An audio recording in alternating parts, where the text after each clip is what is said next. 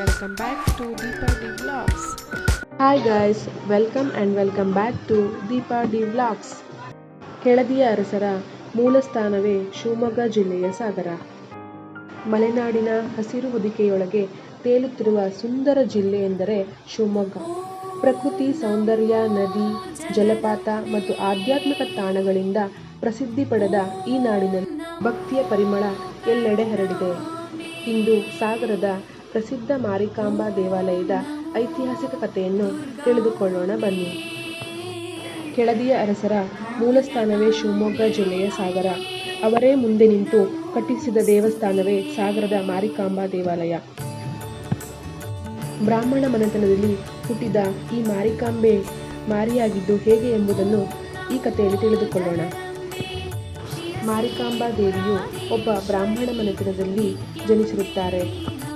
ಬ್ರಾಹ್ಮಣೇತರ ಯುವಕನೊಬ್ಬ ಮಾರಿಕಾಂಬೆಯನ್ನು ನೋಡಿ ಮನಸೋತು ನಾನು ಮಾರಿಕಾಂಬೆಯನ್ನು ಮದುವೆಯಾಗಲೇಬೇಕೆಂಬ ಆಸೆಯಿಂದ ಛಲದಿಂದ ದೂರದೂರಿಗೆ ಬ್ರಾಹ್ಮಣರ ವೇಷ ಧರಿಸಿ ಬ್ರಾಹ್ಮಣರ ಮನೆಗೆ ಹೋಗಿ ಬ್ರಾಹ್ಮಣರ ಆಚಾರ ವಿಚಾರವನ್ನು ಕಲಿತುಕೊಳ್ಳುತ್ತಾನೆ. ಆಚಾರ ಮತ್ತು ವಿಚಾರಗಳನ್ನು ಕಲಿತುಕೊಂಡು ಮತ್ತೆ ಗ್ರಾಮಕ್ಕೆ ವಾಪಸ್ ಬರುತ್ತಾನೆ.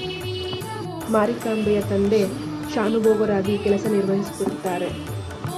ನಾನು ನಿಮ್ಮ ಮಗಳನ್ನು ವಿವಾಹ ಆಗುತ್ತೇನೆ ಎಂದು ಅವರ ತಂದೆಗೆ ತಿಳಿಸುತ್ತಾನೆ.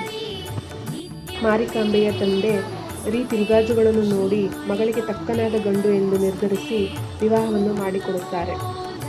ನಂತರ ಇಬ್ಬರು ಚೆನ್ನಾಗಿ ಜೀವನ ನಡೆಸುತ್ತಾರೆ.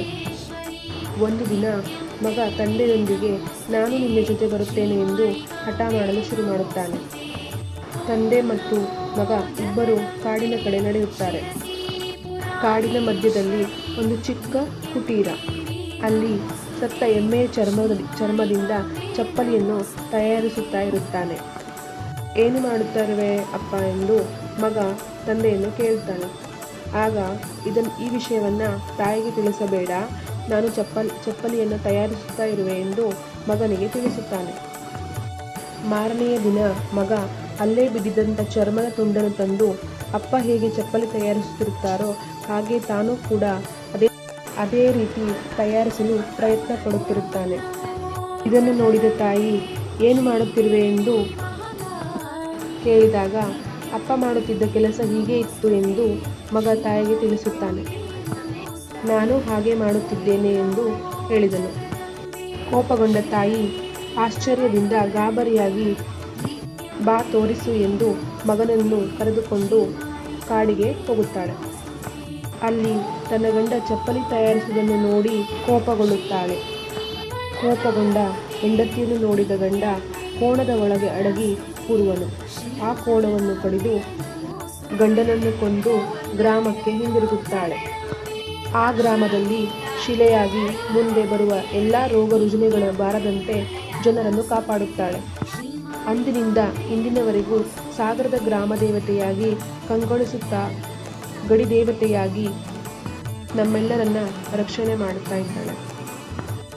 ಮಲೆನಾಡಿನ ಪವಿತ್ರ ನೆಲದಲ್ಲಿ ಭಕ್ತರ ಆರಾಧ್ಯ ದೇವಿಯಾಗಿ ಕಂಗೊಳಿಸುತ್ತಿರುವ ಶಕ್ತಿಯ ಸ್ವರೂಪಿಣಿ, ದುಷ್ಟ ಸಂಹಾರಿಣಿ ಮತ್ತು ಸಜ್ಜನರ ರಕ್ಷಿಸುವ ಮಹಾದೇವಿ, ಉಸಿರಿನಲ್ಲಿ ನೆಲೆಸಿರುವ ದಿವ್ಯ ಶಕ್ತಿ, ಕಷ್ಟಗಳ ಕತ್ತಲಲ್ಲಿ ದಾರಿ ತಪ್ಪಿದವರಿಗೆ ಬೆಳಕಿನ ದೀಪ, ನಂಬಿಕೆಯ ರೂಪ, ಧೈರ್ಯದ ದೀಪ. ಇಲ್ಲಿ ಪ್ರತಿ 3 ವರ್ಷಕ್ಕೆ ಒಮ್ಮೆ ಜಾತ್ರೆ ನಡೆಯುತ್ತದೆ.